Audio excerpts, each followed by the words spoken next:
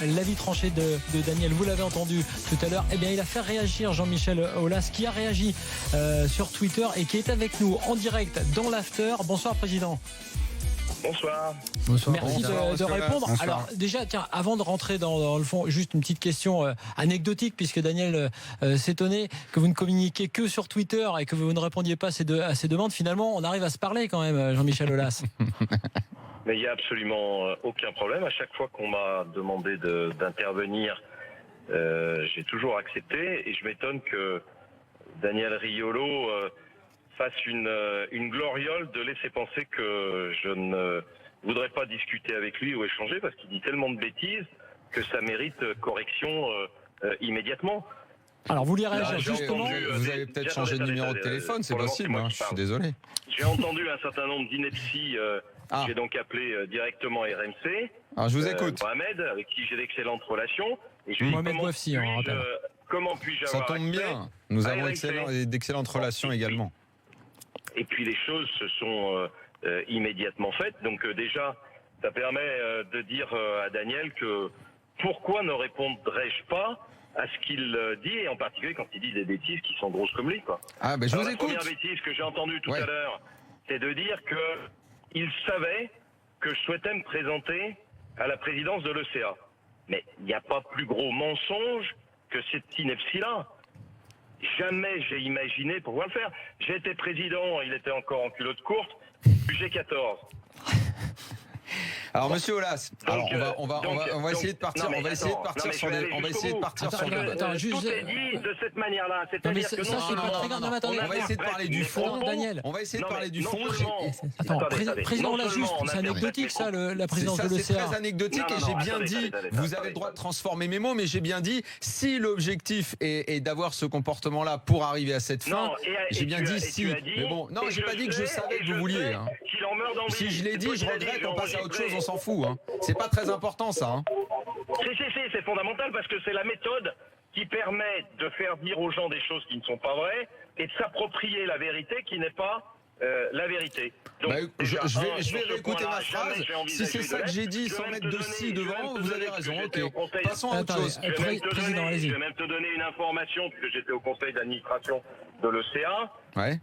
C'est Andrea Agnelli qui va se présenter et qui sera élu. Il Mhm. aura d'ailleurs tout mon soutien parce que c'est quelqu'un de formidable. C'est quelqu'un qui est président de club et d'un très grand club comme la Juventus. C'est Mhm. quelqu'un aussi qui a des avis sur le management et la gestion du football moderne des clubs. Et Mhm. comme par hasard, il a le même avis que moi. On peut en parler si tu veux, tu l'invites aussi. Et puis on fera un débat à 3 ou à 4 avec un certain nombre d'autres représentants européens. Et tu verras que je ne dis pas que des bêtises, en particulier quand c'est sur le plan économique. Parce que sur Alors, le plan est-ce qu'on économique, peut parler de ce que j'ai dit réellement? On va mais juste- sur le plan économique. Oui, sur le plan Jean-Michel Aulas, économique, vous voulez on peut parler quand même de ce discuter. que vous avez dit sur le Paris Saint-Germain, puisque c'était de ça, hein, de cet exemple-là Est-ce que, qu'était parti est-ce que vous Daniel. pouvez parler de ce que j'ai dit réellement et du combat que vous menez et si vous m'avez entendu, j'ai dit qu'il y a plein de points sur lesquels, alors à moins que vous ayez très mal entendu ou que vous ayez mal rapporté les choses, qu'il y a plein de points avec lesquels j'étais prêt à me mettre derrière vous si vous sortiez d'une vision J'ai pas besoin franco-française. que Daniel Riolo soit derrière moi. Mais enfin, Ben, je viens de le dire. Bon, alors, soit vous avez appelé pour qu'on se rentre dedans, soit on essaye d'être constructif. Je l'ai dit, les gens ont entendu. J'ai même fait un papier sur mon blog pour dire à quel point, si vous menez le combat au niveau européen, je suis derrière vous. Je ne vais pas vous le dire Mais plus. le problème, il n'est pas de mener un combat européen aujourd'hui. Le président a répondu de manière très claire aux journalistes de l'équipe que j'ai rencontré en même temps sur le sujet, que les sanctions du Financial Fair Play seront appliquées avec le rythme qui est le leur, c'est-à-dire avec un an de décalage, puisque c'est sur les comptes qui sont arrêtés. Et donc, il n'y a pas besoin, on est parfaitement en ligne avec ce que souhaite faire l'UEFA. C'est une application très stricte du Financial Fair Play. Et j'ai même tendance à penser que le nouveau président Séverine a beaucoup de raisons politiques à vouloir démontrer qu'il est tout à fait capable de faire respecter des règles qui ont été édictées par son prédécesseur. On est tous d'accord Donc, là-dessus, y a monsieur pas de Aulas. On divergence est tous là-dessus. d'accord. Je suis Après, avec on vous parle là-dessus. on parle de ce qui vient de se faire en France. Si Je vous voulez, suis y a pas de d'accord. souci. Je vous pose une question. Est-ce que vous pouvez nous expliquer J'y réponds. comment, mais là-dessus on est d'accord, comment on va pouvoir ramener le PSG à des limites françaises? Comment votre cri, où vous parlez de distorsion de concurrence, où vous dites que ça ne va pas apporter de bonnes choses à la Ligue 1, comment on va faire? Concrètement, comment on fait? Mais si vous me laissez répondre, je vais vous répondre tout de suite. Il suffit d'appliquer le règlement. Vous trouvez qu'il est normal que pour un transfert d'un jeune joueur talentueux comme Kylian Mbappé, on soit obligé de passer par une location avec une option d'achat? Est-ce que c'est ça l'application d'un règlement? De quel règlement vous parlez? Est-ce que ça vous perturbe pas quelque part de dire que pour un transfert de 180 millions, que pour un transfert de 180 millions... De quel règlement vous parlez? Puisque c'est quelque chose qui s'est déjà fait. Il faut pas que vous vous en preniez dans ce cas uniquement au PSG. Il faut que vous alliez parler également à votre ami Vadim, qui a accepté cet étrange compromis. Non. Et on est bien d'accord. Donc, quand il y a étrangeté, si le terme convient, il faut regarder après les proportions et les valeurs. Si à un moment donné, pour 15 millions, ça paraît étrange, pour 180 millions, ça n'est plus étrange. Non, mais je vais essayer pour la énième fois d'être clair pour qu'on se comprenne et qu'on parle le même langage. J'ai dit, je le répète, aussi bien dans mon papier que ce soir, que je veux bien me mettre de votre côté sur vos réflexions, que je les entends. Je veux savoir comment on va faire. Vous parlez de règlement. Ce règlement-là, comment on fait pour aller démontrer que le PSG, en gros, puisque c'est ce que vous semblez dire ou sous-entendre, mais vous allez me corriger si je dis une énorme erreur, a triché sur ce règlement ou s'est arrangé avec le règlement et Monaco aussi. Et comment on fait pour ramener le PSG dans des limites françaises et pour lui faire respecter la concurrence que vous avez envie de voir en Ligue 1? Non, mais moi, je parle pas du PSG. Je parle d'un équilibre économique. Si vous avez d'un côté un certain nombre de gens qui peuvent dépenser 800 millions par an pour un budget sans respecter les règles qui ont été édictées, ça veut dire qu'à un moment donné, ceux qui doivent faire respecter les règles ne les font pas respecter. Eh ben donc on va les punir. Mais nous on est d'accord là-dessus que le FPF agisse à plein. On sera là. On soutient l'idée. On va pas défendre le PSG s'il a triché sur le FPF. Je n'ai jamais rien dit d'autre. Je dis aussi que quand le PSG fait revenir Neymar à Paris, c'est mieux que Neymar joue à Paris plutôt qu'il joue à Barcelone. Mais que dans 5 ans, et vous serez peut-être plus à RMC pour expliquer vos thèses, mais moi je serai toujours président de club, pour les présidents de club qui ont investi des sommes et qui sont obligés de suivre une surenchère qui est une surenchère excessivement importante, on va déséquilibrer l'ensemble du football français. Et moi, je parle pas du PSG, je parle de tous les autres. Je dis qu'on est... Mais on est d'accord que le combat n'a de valeur que si le PSG, qui n'est pas un concurrent uniquement de Lyon, mais qui est un concurrent du Barça, du Real, du Bayern, de la Juve et de votre ami Agnelli, il va falloir que ce combat soit mené. Parce que quand le Real prête Rames au Bayern, c'est la même chose, c'est un prêt aussi. Donc, soit... ce combat, on le mène avec tous les concurrents, puisque vous parlez de concurrence. Mais la concurrence au niveau Ligue 1, j'ai presque envie de vous dire que le PSG s'en fout. Ils n'ont pas besoin d'Mbappé, ils n'ont pas besoin de Neymar pour mettre une raclée à Lyon, puisqu'ils le font sans eux. Le problème, c'est le niveau européen. Si vous vous battez au niveau européen avec vos amis à l'ECA, et si vous n'avez pas été, si vous ne voulez pas être le président, que Agnelli le soit, mais on vous soutiendra. Pourquoi vous allez porter le combat d'un salary cap, d'une limitation de joueurs dans l'effectif? Je ne sais pas. Tous les combats que vous pourrez mener pour qu'il y ait une concurrence saine et loyale, on sera avec vous. Daniel, laisse répondre le président Aulas. Si vous connaissiez mieux le Financial Fair Play, la limitation du nombre de joueurs, elle existe déjà. Très bien, super, appliquons-le. Et le salarié cap, président, elle est appliquée pour la Coupe d'Europe, sur la liste de Coupe d'Europe. Pas sur les championnats, mais pas en championnat. Vous pouvez inscrire que les joueurs qui sont qualifiés. Mais pas en championnat, donc il faudrait que vous fassiez appliquer ça au niveau national. Mais vous n'avez pas la possibilité de les inscrire. Donc le Financial Fair Play, il est très bien fait. La seule chose, c'est qu'il résout les problèmes a posteriori parce que il ne veut pas anticiper sur... C'est comme les impôts, tant que vous n'avez pas... Tant que les comptes ne sont pas certifiés. Eh bien, si le PSG triché, il sera puni, monsieur Aulas. On est d'accord, on sera tous contents. Président, plus généralement, pour sortir du débat juste sur le Financial Fair Play, sur l'arrivée de Neymar, et vous l'avez dit, il est mieux que Neymar soit au PSG qu'à Barcelone, sur l'arrivée d'Mbappé à Paris, sur la compétitivité en général. Ce qui choque les gens à l'extérieur, ceux qui se réjouissent du fait que le PSG se construise une grosse équipe, c'est de voir qu'il y a plein de gens un peu par, on va dire, par esprit de cloche-merle, se désole de voir qu'une très grosse équipe se met en place. C'est pas du tout mon propos, puisque moi je vous parle pas du tout de ça. Je vous parle d'un équilibre économique à 3 ans, 4 ans, 5 ans. Si vous rentrez dans une surenchère, comme c'est le cas actuellement, là je suis en train de finaliser l'arrivée d'un joueur, milieu de terrain, qui a été, qui est très jeune, qui a été dans les sélections espagnoles, etc. Ce que j'aurais dû acheter 5 ou 10, aujourd'hui ça vaut 20. Si je devais le payer... mais vous avez profité de ça en vendant Tolisso 50 et Lacazette 50. Vous avez profité de l'effet inverse. Pas du tout. Ah mais bon, non, moi d'accord, alors ok. Vous prenez toujours les arguments à l'encontre. Je suis en train de vous mais vous êtes un club formateur, vous profitez du système aussi, puisque vous les vendez plus cher. Vous auriez pas... Lacazette, il y a 3 ans, vous le vendiez pas 50, avant l'explosion des droits télé en première ligue. Non, mais on ne profite absolument de rien. On est dans une situation où il faut... à un moment donné, vendre pour pouvoir équilibrer les comptes parce que il y a une inflation salariale qui est énorme. Et dans 2 ans ou dans 3 ans, demandez à Nice, demandez à Lille, demandez à Saint-Étienne, demandez à Bordeaux, demandez à tous les clubs qui ont des revenus qui sont des revenus réels, économiques et qui n'ont pas des revenus surnaturels, comment ils pourront faire si la hausse salariale et l'inflation salariale est de 50-100%, comme cette année, ça a été le cas. On ne pourra pas suivre. Donc on le fait 1 année ou 2 années en prenant des risques majeurs, et qui, sur le plan sportif, si ça ne réussit pas, entraîne dans une situation catastrophique. Mais monsieur Aulas, en Espagne, Séville ne suit pas le Real. Non mais monsieur Aulas, Séville en Espagne ne suit pas le Real, et vous ne pouvez pas suivre le PSG, quel est le problème? Mais ça c'est faux. Non mais attendez, excusez-moi, il faut dire des choses qui sont la réalité. De la même manière que je suis pas candidat à la présidence de l'ECA, vous pouvez pas dire que le Real a une situation économique qui n'est pas bonne. Ils ont des revenus. J'ai pas dit qu'ils avaient une situation économique pas bonne, voyons. Mais qu'est-ce que vous inventez? Ils en ont eu pas bonne, ils se sont construits sur la dette dans les années 2000. Votre ami Florentino Pérez vous l'a certainement dit.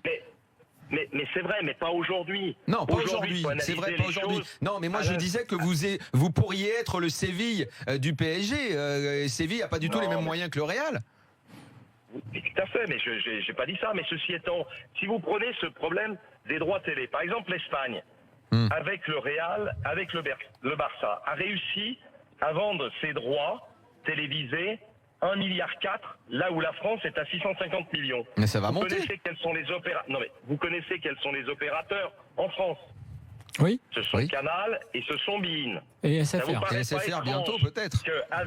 Avec une puissance de feu aussi importante qu'à le Qatar, on puisse d'un côté donner des centaines de millions à un club et pas des centaines de millions à tous les autres clubs par le biais de beIN.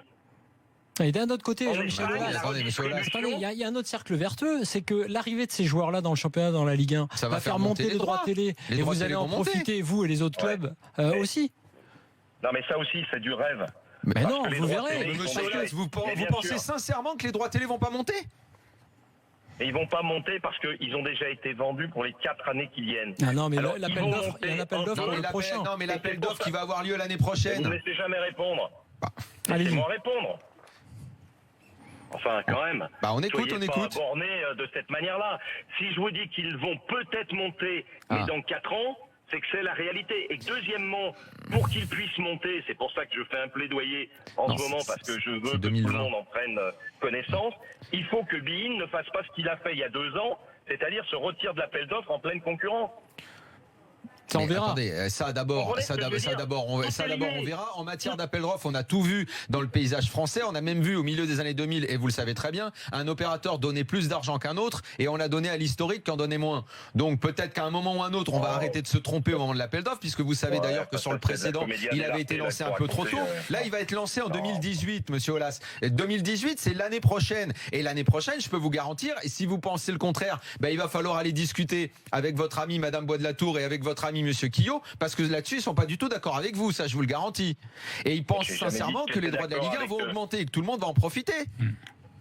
Mais là, vous vendez du rêve comme d'habitude, c'est-à-dire que pour justifier des positions qui sont des positions de conviction, vous dites des choses qui n'ont pas de réalité. Mais vous pensez sérieusement économique qu'il à arrive- l'instant c'est T. sérieusement que ça va pas monter? L'arrivée de Neymar, par exemple, dans le championnat, peut, au moment où on va relancer l'appel d'offres l'an prochain, peut ne pas permettre à la Ligue de récupérer plus de droits télé. On a quand même la Ça sensation que la Ligue 1 est permettra à plus Nike d'augmenter compétitive. sensiblement. Ça permettra à Nike d'augmenter sensiblement sa participation et c'est bien joué. C'est pour ça que je vous ai dit, vous avez passé mon interview tout à l'heure, que j'applaudissais à deux mains ce que faisait Nasser par rapport aux droits qui lui sont donnés et à la capacité contributive qu'il a. Maintenant, est-ce que c'est un bien pour tous les clubs et à moyen terme pour l'équilibre du football français? Je vous dis qu'il y a un risque et c'est uniquement ça ce que j'ai voulu dire. Maintenant, moi je suis pas contre le PSG quand le PSG fait des acquisitions sur des joueurs étrangers. Je dis simplement qu'il y a un certain nombre de règles et je voudrais que les règles soient les mêmes pour tout le monde. Sur le plan du financial fair play, je peux vous assurer que l'année prochaine, les règles seront appliquées a posteriori puisqu'il faut avoir le résultat des comptes 2017-2018. Aucun problème, on est pour. Hein. Après, sur le plan français, je vous dis aussi que une location avec une option d'achat obligatoire à 180 millions, ça me paraît étonnant. Voilà, c'est tout. Ali Et si Benarbia j'étais qui est avec nous. journaliste, oui. Ça, alors, vous vraiment savez, journaliste, ça a déjà c'est-à-dire été fait. journaliste Le PSG, en d'investigation, fait, ne fait que qui faire des poser un choses qui certain ont nombre de déjà été questions, faites c'est par d'autres grands clubs. On en a déjà parlé. Ali Benarbia, président Oui. Olas, est avec nous. Il va vous poser une Je parle question. du championnat français, là. Ouais, Mais ouais. même dans le championnat de France. Non, moi je vais rester dans Ah le oui championnat. Ah, Oui, d'accord. oui, monsieur Aulas. Vous avez déjà bonsoir. eu des locations avec des options aussi importantes? Non, pas Non, sur ce non. prix-là. Mais de toute Pas façon, sur ce prix, mais ça a ouais, déjà été fait. bonsoir monsieur Aulas. Ben, moi je vais parler que du championnat de France parce que c'est que le Oui. championnat de France qui m'intéresse. Je pense que les exemples Neymar et Mbappé, je crois pas qu'on en aura après. Ce sera un ou deux joueurs, pas plus de ce style de joueur, puisque ça fait longtemps qu'il n'y a pas un joueur qui a été autant demandé par le Real ou par des grands clubs comme Mbappé. C'est le seul. Par contre, quand vous avez parlé des clubs comme Bordeaux, comme Saint-Étienne, comme d'autres clubs en France, déjà, on ne peut pas comparer les salaires déjà des joueurs de l'AS Monaco, des joueurs du PSG, et à moindre ceux de Lyon comparés avec ces autres clubs. Peut-être parce qu'ils n'en ont pas les moyens, et c'est pas pour autant qu'ils ont un problème de salaire. Déjà, avant, quand il y avait les 4-5 clubs, et vous le savez très bien, Président, où il y avait des salaires très conséquents, il n'y a jamais eu de problème pour les autres clubs qui n'en avaient pas les moyens de construire quand même une équipe pour la Ligue 1, et c'est pas pour autant qu'ils trouvaient normal que Lyon, que le PSG ou Monaco étaient bien au-dessus. Ça n'a jamais causé de problème. Donc je ne pense pas que ça cause un Et problème pour lui-même les a beaucoup autres milité clubs. pour l'élitisme Oui, dans le mais il y avait football. pas de Il en était le Les, porte-parole. les ressources de Lyon ou les ressources de Saint-Étienne ou les ressources de Nice sont des ressources qui sont procurées par l'exploitation et non pas par des sommes qui sont, je dirais, incontrôlées ou qui sont issues d'un État. Vous voyez bien qu'aujourd'hui, il y a une disproportion. Aujourd'hui, je pense que le budget du PSG avoisine plutôt les 700 ou les 800 millions par an et la moyenne des clubs du championnat de France plutôt de l'ordre de 65 millions. Non mais monsieur On est dans Aulas, un rapport C'est la même chose en Espagne. non mais cette histoire, Non, pas du tout. cette histoire Non, pas du d'État, quand il y a des investisseurs chinois à l'Inter, à Mais ça n'a rien Milan, à voir. C'est des sociétés chinoises. Et c'est là ouais, où qui où vous participent avez d'un un programme déficit. qui participent Vous d'un avez un programme déficit. d'État. C'est Excusez-moi. l'État qui développe un Excusez-moi. programme de développement Non. footballistique Non. et qui demande aux Non, non, entreprises vous avez un chinoises déficit. de venir investir dans les Exactement. clubs européens. Voilà. Je suis désolé, avez- l'État chinois intervient d'une C'est une façon technique pour détournée. empêcher- Allez-y. C'est une technique pour m'empêcher de parler, de Non. me couper sans arrêt. C'est pas la peine de m'inviter sur votre antenne. Mais si, faites vous avez- comme d'habitude vous avez un le temps, vous- monologue, non, et vous avez le avez temps. raison à la fin puisque personne ne vous contredit. Mais si, allez-y, Là, en vous avez le l'occurrence, temps, président Olas. l'investissement, là, en l'occurrence, Ah, on a été coupé. plusieurs centaines de millions d'euros. Et l'investissement de sociétés chinoises de éventuellement 100 millions, puisque c'était le cas pour 20% du capital, n'ont rien à voir. Dans un cas, ce sont des sociétés qui investissent dans une autre société. Dans un autre cas, ce sont des subventions, ce sont des aides Non. d'État.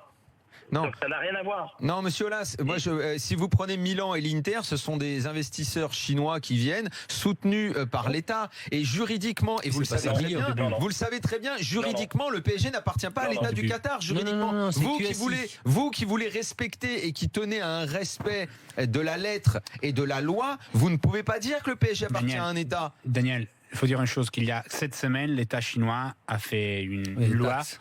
en disant que l'investissement dans le monde du football n'est plus rentable. Donc, s'il y avait des investissements à faire en Europe, les footballs aujourd'hui n'est plus rentable. Donc tous les investissements faits jusqu'à maintenant, ok. Pour l'avenir, l'État chinois, Voilà, je dis donc pas eux, ils interdit, arrêtent. Très bien.